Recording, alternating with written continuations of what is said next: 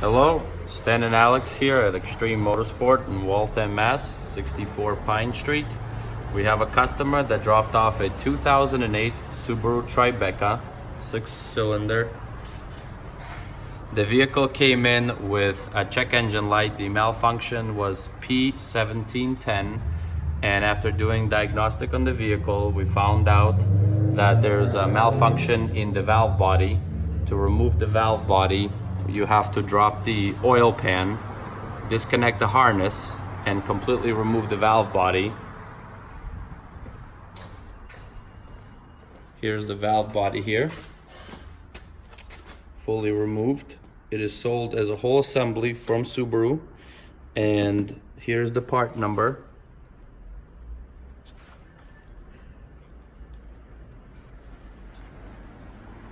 In this valve body, there's a torque converter speed sensor, which is only sold as one unit with the valve body, and this piece is malfunctioning, and we're replacing the full valve body, and we will update with a video.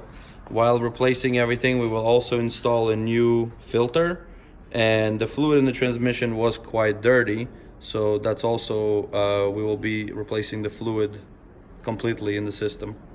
Thank you.